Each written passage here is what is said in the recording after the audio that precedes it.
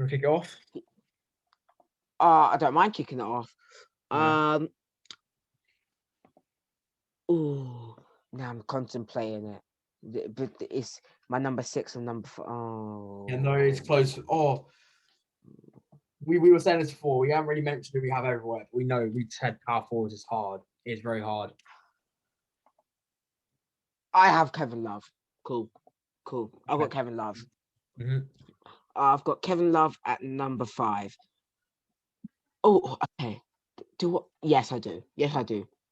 Let's talk about Kevin Love. Oh, You know, he got drafted into Minnesota at the beginning of his career. You know, in 2011, he burst onto scene in 2011, average 20. When he had that, like 2011, he had 20 points, 15 rebounds, led the league in rebounding. Then in 2011-12, you know, he had 26 points and 13 rebounds. And then after that, you know, 2 more great seasons with the Minnesota, averaging 26 again, one of the seasons. He went on to sign with the Cavs and sacrificed his role. He sacrificed his role.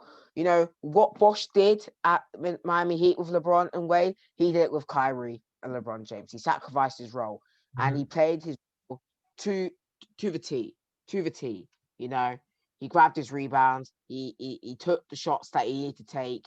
You know, just he shot efficiently. Apart from when it came to playoffs, kind of, you know, he didn't really shoot efficiently. I'll take that back. I'll take that back. He didn't really yeah, shoot no. efficiently. I'll take that back. Like I don't know why I said that. I really did not. Why did I say he did not shoot? Okay, never mind. He didn't really shoot efficiently, but you know, Kevin Love. It's kind of irrelevant, but yeah, Kevin Love. Yeah, Who you so got? I was like Kevin Love. I think he's almost come underrated because again was kind of undermined by the likes of LeBron and Kyrie stealing a spotlight because it was evident as soon as they came he sort of dropped off. I mean he had his best scoring of his career with the Timberwolves, averaging 26 per game and 12.5 rebounds, which is a very, very good. And then went to the Cavs and did, as I said before, sacrifice his role for a ship, which is understandable to say the least. And I think sort of being a champion kind of does make his case a bit better to be in top 5. But yeah, just very underrated, as I said, because he's undermined and in his career, which is pretty much the whole of his 2010, averaging 18 and 11, which is very, very good, very consistent, I think. And yeah, so I've got to say you've kind of gone into him a bit more, but yeah, so I've got to say. All right, number 4. I'm going to go for Spurs man, just left recently to the Nets. LaMarcus Aldridge. Now, you can argue he played centre, but I see him. I mean, with his time with the Spurs, which is the most of 2000, well, I'd say most of 2010s, but for a big chunk of it, for half of it, he's been a power forward. But yeah, 7-time All Star, 2-time All NBA second team, 3-time All NBA third team. Just consistent, I think. Average 19 entire career. I mean, I know that includes other years, but pretty much averaged 20 points a game in most of his seasons in the 2010s with Portland and with the Spurs. And just again, just for a big, did shoot decent. I mean, he was pretty versatile in that department because as well recently all he was doing was shooting middies, but he does have that with his game. He's very versatile and great rebounder when he wants to try, and average around 1.5 blocks for most of his career. So yeah, I had to put LaMarcus. I had to put respect for his name, even though he's been disappointed for us recently. I hear you. You know, LaMarcus Aldridge is 20 and 10, Mr. 20 and 10. But uh, I'll go Draymond Green. And I don't like the fact that you don't have him on your list in a way. And I'm gonna tell you why you can have a list. And then maybe I can switch your opinion, or maybe you can switch my opinion to having LaMarcus Aldridge on my list. So, Draymond Green, his stats do not show up on the board. Draymond Jamal Green is one of the most impactful players of all time. Probably the best IQ in the NBA, defensive IQ and offensive, like in the game right now. He's up there. He's up there for that debate. He is the definition. He's the first person that like invented, oh, can I guard 1 through 5? When he was playing with that team, Golden State team, because he was playing that small ball 5 at 6'6", and he was gone these 7-foot centers and still locking them up. And then it would switch on to him guarding the 6'2" guard, and he would lock them up. He's so versatile on defense. Draymond Green, 3-time All-Star, 2016 Steel Champ, 3-time champion. I don't think the Warriors win a single one of those championships without Draymond Green. He's a two-time All-NBA, 5-time All-Defense, 2016-17 Defensive Player of the Year. 2017 Draymond Green was even shooting threes, like efficiently. 2015-16 Draymond, 38% of free attempts. Like 39, if we're going to round up, 39% of free attempts a game. I don't know how you don't have him on your list. I kind of understand, you're going to favor your Spurs guy and then Kevin Love, but I just feel like Drake. Not being biased. Not identifying biased, but I'll get into why I don't have. Are you done with your point? Just to check. Yeah, I'm done. Cool.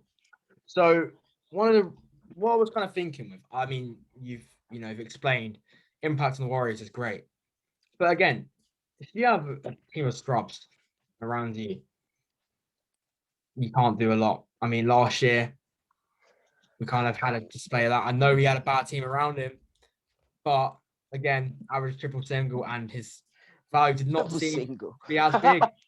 But it seemed like he needed that superstar to get him over the line. Whereas I think if you put, LaMarcus Aldridge back when he was averaging 20 and 10, Kevin Love when he was averaging 26 and 15 in that season, like I would trust them more to carry that team.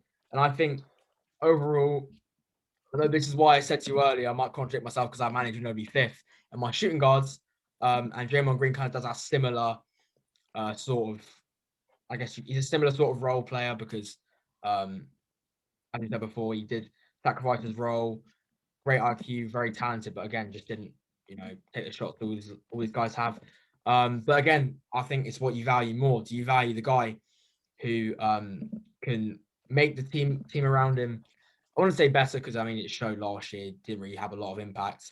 But like, with the IQ and sort of that range, do you prefer someone who just puts them on the board? So that's why I've got him over. But again, I had Draymond on it for a bit, and then I kind of knocked him off because I just looked at Kevin Love's stats.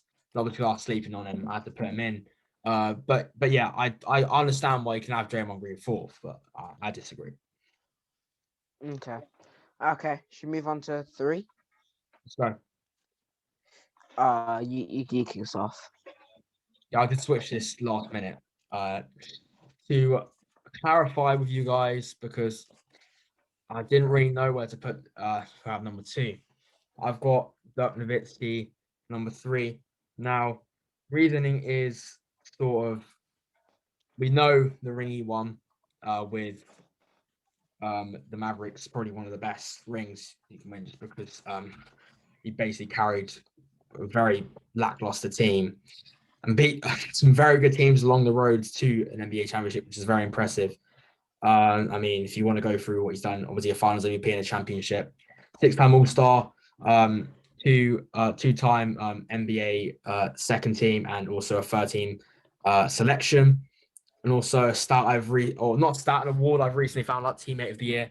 Kind of does show, the value you give to your team and sort of how valuable you are to a teammate. So that's in there. And in terms of stats wise, averaging 16 points a game, around 2 assists, 6 rebounds, 0.5 blocks, and 0.6 steals. Now, look at them stats, and that's just, I don't think as appealing than the other one. I think mainly because big. Should I just say his name about number 2? Oh, I've got cramp. Sorry. Sorry. Should I just say off number 2? Just No, don't say yeah, because number 2 well, and 1 can be man, the debatable. 2 men I have ahead of him, I think, are more complete overall. I think, both better defenders. And I think a bit. I mean, Nowitzki has the shooting.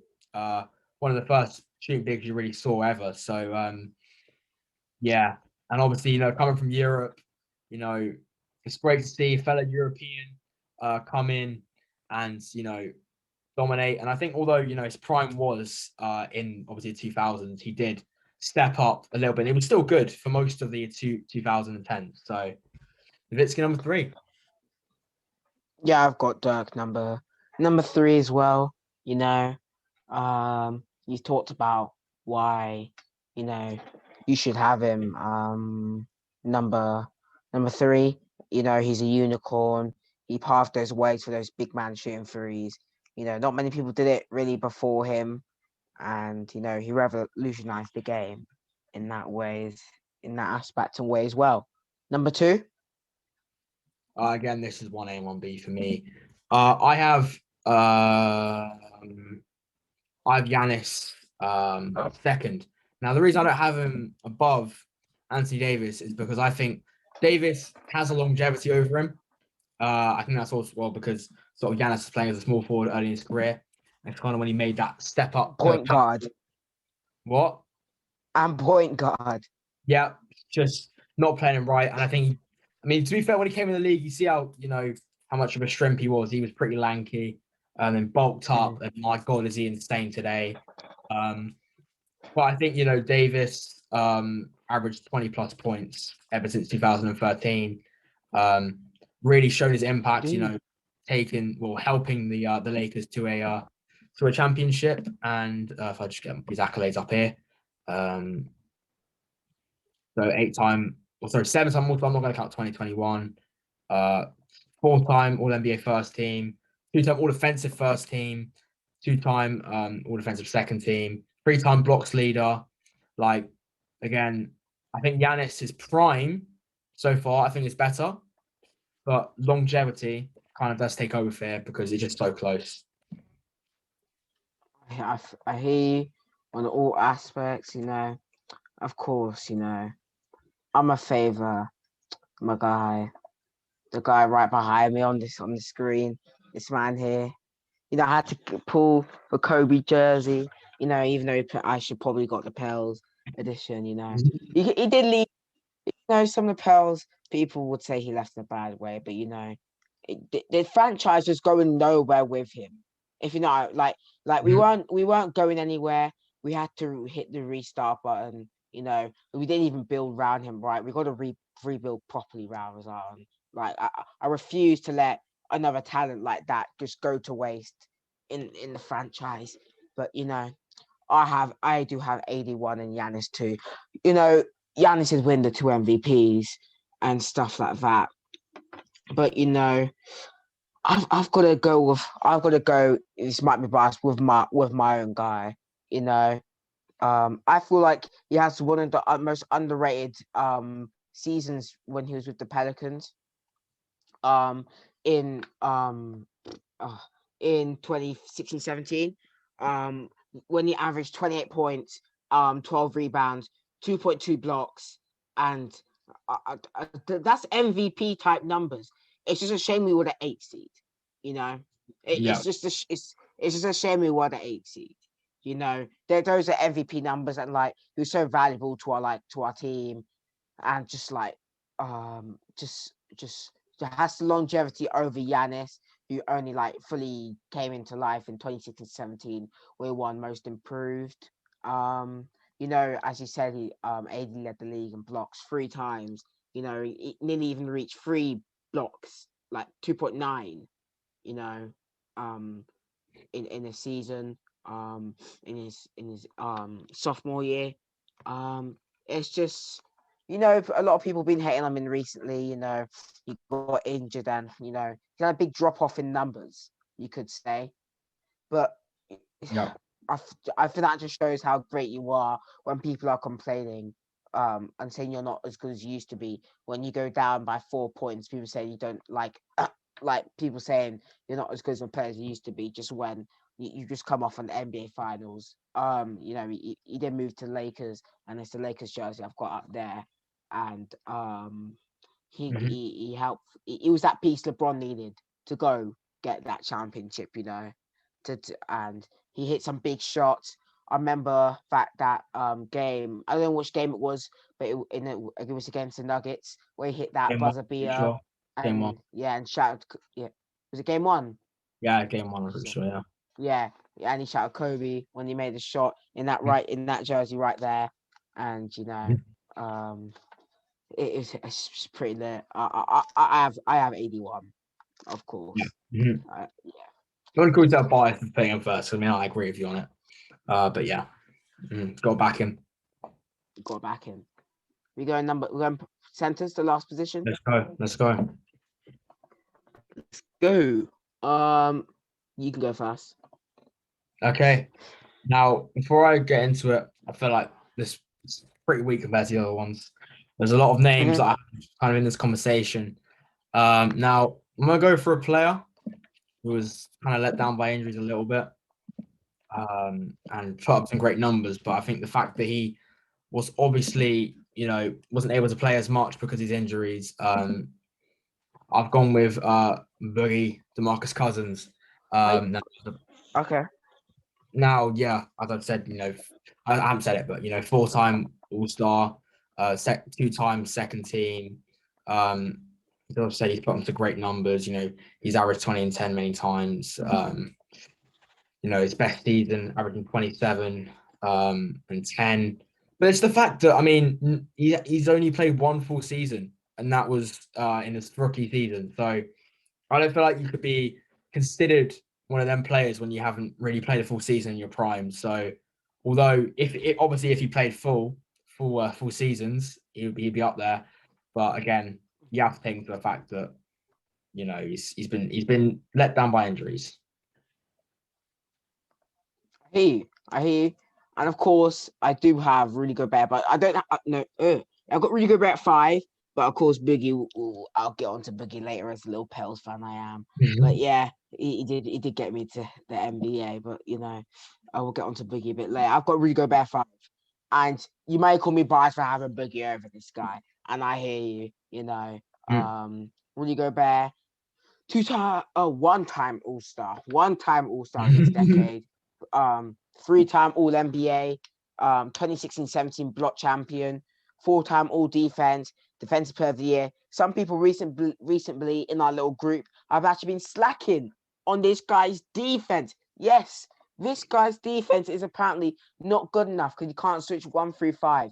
I'm sorry, you don't have to switch 1 through 5 if Oh, as a center usually and in the yeah, first we all place. know what we're Like talking about.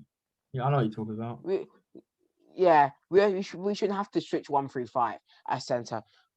He just has that intimidator factor, If I was playing 2K and I looked at his badges, I'm for sure seeing Hall of Fame Intimidator. And 2K, if it's not Hall of Fame Intimidator, I don't know what company you are. As well, you took away from my career character, and I'm angry over that as well. So yeah, well, disgraceful company. But yeah, we're not talking about 2K right now. But anyway, yeah. Really, I've got really good about 5. I'm pretty sure you have them higher, which is fair. No, I don't. I don't actually. I have them on the list. I know I Oh might seem snap! weird, Oh I'm a fan of Rudy Gobert's game. But yeah. again, I think it was very hard to judge centers because the thing is, at centers they don't really some of them don't put the flashy numbers of the others, and they're more defensive packages, you could say. And Yeah. I think the reason I have this man number 4 is because I think he has a bit more longevity. I think Rudy Gobert didn't really come onto the scene up until sort of, I wouldn't say late 2010s, but he wasn't there for the start. That's what I'd say. I mean, only started averaging 10 plus points when he was in 2016, so he hasn't really played a big part in for the Jazz for a long time. So that's what I'd say. And I don't think you probably have him, but I've got Marc Gasol number 4. Now NBA champ with the Raptors, 3-time All-Star, won NBA first team 2015, second team 2013. And also, I don't think people forget, Defensive Player of the Year 2013.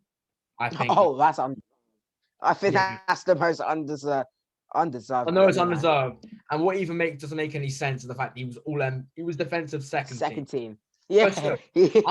I don't care how he got it. He got the award, so I've got to give him credit for it. So Okay. and I think he's consistently be averaging 17, 18 points a game, around 8, 9 rebounds. So I've got to rep the Europeans on these as well. He's played for the Grizzlies most of his career. Obviously, won a chip with the Raptors and could push on with the Lakers this year. Still as a start in this league, big 36. So Not yeah, anymore. but again, Andre. I feel like Mm. it's 4-5, and then you go down. There's a lot of people that you could argue anything for. I mean, we've disagreed on them. So yeah, that kind of shows that there's many people you could put in. Yeah, it's gonna be a lot of honorable mentions. So I'll kick off some honorable mentions before I get into my number 4. So just missing the cut on today's little featuring. We have Carl Anthony Towns. Cat came in it came in one rookie of the year in 2014-15 season, and it was a great numbers, break many records when he plays. Joel Embiid is also on this honorable mentions list. You have Jokic. I have Pau Gasol on this honorable mention. He won a chip with the Lakers. Also have Joakim Noah on my little honorable mentions list. Knicks Big up yes. Joakim Noah. Yeah. I'll get I'll on to my just take some of mine. So I had Towns as well. I had Al Horford. I don't know if Matt was here, he'd disagree, but definitely would. I have DeAndre. Really? Oh, okay. He had a couple good seasons. And Jokic, Embiid, Gobert as the other ones. There's so many you could put there, really. Exactly. Mm-hmm. That just shows how average it is, because those people just came Yeah. into the league recently. Yeah, exactly. And they're already in the conversation. So, yeah. But number 4, I've got Boogie, DeMarcus Amir Cousins. What doesn't put his middle name? Straight. Sorry, that's hilarious. Because I know for my favorite players, I know their middle names. DeMarcus Amir Cousins. It does sound better. My favorite players, I know their middle names. And Boogie came in the 2012-11 season to Sacramento from getting drafted from the Kentucky. Really like blew on the scene. Yeah, he came out onto seed in his sophomore year, averaging 18 points. And he just didn't stop from there. Injuries held back this man massively. Also Bleach Report had made their list in 2020 who they thought would be the top 10 best players in 2020 when they made it in 2015, and they had Boogie third, and that was not a bad take, but he got injured a lot. He tore his ACL on his right and then tore it on his left. How unlucky can you get? But then he came to my team, New Orleans Pelicans in 26-17, traded on All-Star Day game, and we all know that little famous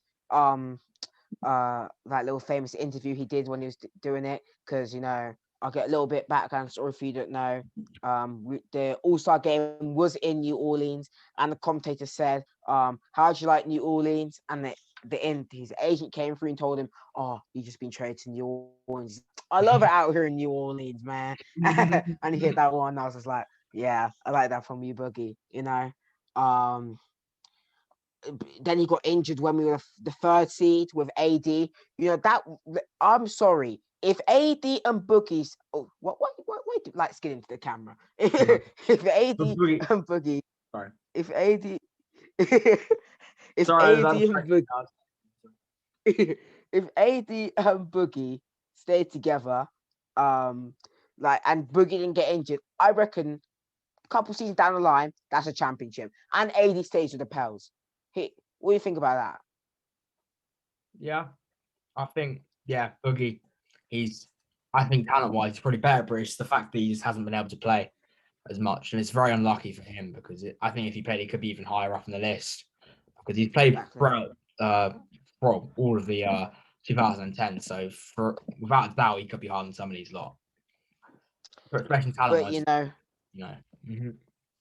injuries hit this guy, and yeah, he then went ring chase, left us and went ring chasing, and yeah, but he went to that Golden State team and built that super team that lost in the finals because every single person was dropping like flies with injuries. KD, Clay, him, they all just went down. They all went. So Yeah, should we go to number 3?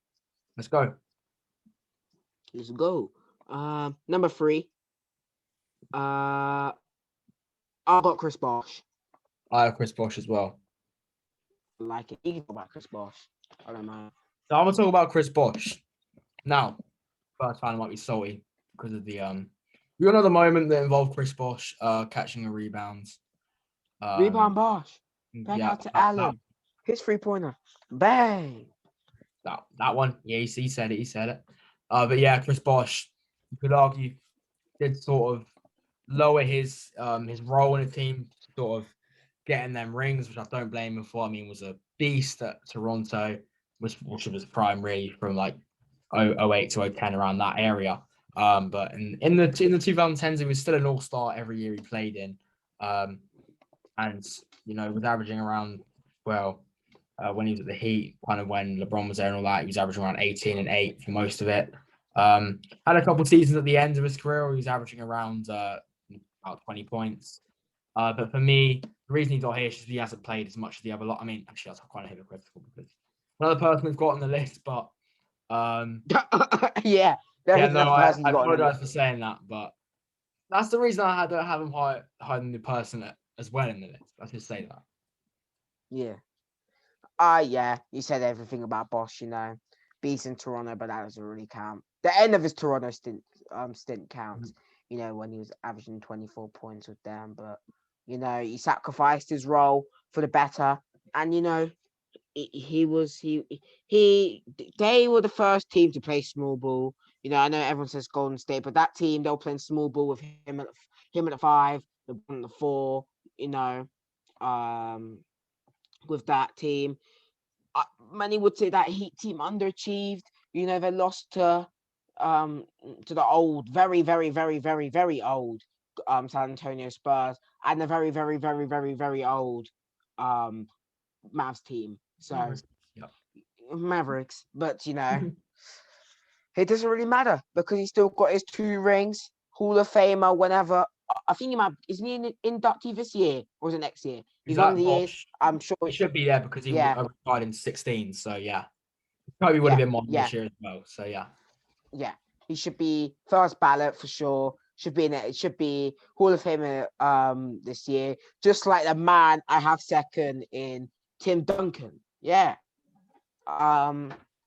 Bennett might be angry that I've got. I'm not angry. I tell you, I was honestly thinking about it right now. Dwight Howard. Do I put him first or second? I was like, go back the boy. That's what I'm going to say. Oh, you back the boy. Okay, cool. I'm not going to talk about Tim Duncan without you letting talk about the big fundamental. So I'm gonna let you talk about him. So we all know that Tim Duncan's prime within the 2000s. I mean, winning 2 MVPs then. But I think the reason that I think I have to put him first is because I think he kind of did change his role in the 2010s. I mean, he had to let in guys. I think people like Tony Parker was getting more involved in the team as well. Because if you watch Tony Parker documentary, you kind of see that he didn't really want him to kind of see the spotlight in the early days because he didn't really rate him at all. But then sort of later into his career, he was kind of getting more involved. But I mean, I remember this isn't really involved, but I remember going to the game. I went to the Spurs game, Spurs Lakers in 2014. Unfortunately, neither Kobe or Tim Duncan were playing, but I still got to see Tony Parker play, and he's probably one of the most exciting players. I mean, I saw that game really, and after then, he kind of was one of my favorite players I've seen at Spurs. So, yeah, moving back on to Tim Duncan. So he kind of became more of a defensive guy. Made put a lot more effort. I mean, for example, he had uh, three defensive second team appearances. He had four All Stars, had a first NBA All NBA first team, and a two-time All NBA second team. Who's still considered elite by the media, and I think a lot of people as well. And that championship also helped. And then statistic-wise, 15 points a game, 8.9 rebounds, 3 assists, 1.6 blocks, 0.7 steals. But yeah, there is definitely an argument for Dwight Howard, because again, longevity factor, and he's got his ring now. So that you can't really discredit as much as you could before, because that's what everyone had on him before. Yeah, I'll let you talk about Tim Duncan. So, I'm not an expert on Dwight Howard, but I've done my little bit of research, and I'm gonna talk about Dwight Howard. So, Dwight Howard, drafted in 2004. We all know that. Unless you didn't, but 2009 to 10. We're starting from this. So, he averaged 18 points that season. Then 2010-11, he averaged 22. Then then it starts to drop off and drop off and drop off. But he has the longevity, and that's what matters. He was how many time defensive player of the year during this? He was two-time block champ. 2 times, yeah. And two-time defensive year throughout this decade. And he's 2020 NBA champ. He's how many time defensive? 3-time defensive player, all defense. This decade. And he has all the stats to back him up. At Orlando, he was an absolute tank. I mean, just look at the way that man was built. Like, I'm sorry. Like, I don't think that's not even fair. Like, when they say like the center position's gone weak, I think he's like the last person out of all the centers to say like he is a proper center. Like, he just in there, gets the rebounds, blocks the shots. He can't shoot, he can't do all this little fancy little work. He does the proper center job the traditional way, and he's more of a role player now. As he was a role player on the Lakers, even though he started, he was a role player. And we didn't really start actually. Oh, I forgot they started JaVale McGee over this guy. Wow, disrespect. But yeah, he only started 2 games, but never mind. He played his role to a T, and did what needed to do to win a championship, and led the team in rebounding twice. That led the league in rebounding twice over this decade as well. So for that reason, Dwight Howard is my number one choice. And even though this man doesn't really shoot threes or all those sort of things, I don't want that to people. I feel like the game really faded away in this decade away from his playing style, if you know what I mean. With all the Currys and stuff coming, the game just started. He started in an era in the 2000s where we weren't shooting that many threes. You had people like Shaq or Tim Duncan, all these people, and then he was in between, and it came to that time where people shooting threes, and the game just fully went from his strengths. But Dwight Howard, top class play. You know what I mean? So it's number one for me. Again, I mean, looking back, do I want to change? Because I was looking through his stats recently, and I was like, hang on. My point about Tim Duncan was that he got better defensively, but then Dwight Howard was a better defender. So you know what? I'll put bias aside. Respect to Tim Duncan. I'm gonna put Dwight Howard first for longevity, and obviously DPOY. So yeah, I'm not gonna give you all the credit, but I'll give you some credit. Did a good job. I do the stats credit. Just do the stats credit. Before you said it, I was like, whom do I go for it? Because I had him written down before, and I was looking through. Well, kind of during the video, I was kind of looking through back again on his stats. I was like, hang on, it's tough, but yeah, there's nothing for both. So, quality players. I love it. I know I didn't do any coach, we didn't do any coaching or anything, but of course, coach of the year would be Steve Kerr without question over this period. I'm pretty Oh, sure. yeah, no, yeah, we haven't really. So I mean, Done don't coaches. kind of pop. Only missed the playoff once in that era. And Steve Kerr had great talent, but still, yeah. Or Pat Riley with the Heat. But I mean, Dennis Spoelstra because he's been very good recently. But yeah, mhm. one of the longest tenured coaches behind Popovich. So yeah, there's a lot of. I mean, maybe even Rick Carlisle because he also won a ship with the Mavericks. But yeah, I'd say Steve Kerr probably. Yeah. Tyronn Lue with the Cavs as well. But Mhm. I think that wraps it all up. That's been the SetAP podcast. As I say after every video, we're aiming for 1 million at the end of the year. I'm only joking. Yeah. Yes, sir. As it would be appreciated if you hit the like button. It'll be pretty cool if you subscribe as well while you're around, if there's anyone even watching at this point. But yeah, I've been Ice Cold Charlie 6. Who have you been, Bennett?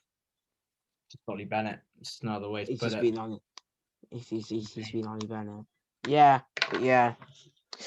I think that's been it. And yeah, like, subscribe. That's been the 50-40-90 show. And goodbye. Peace out.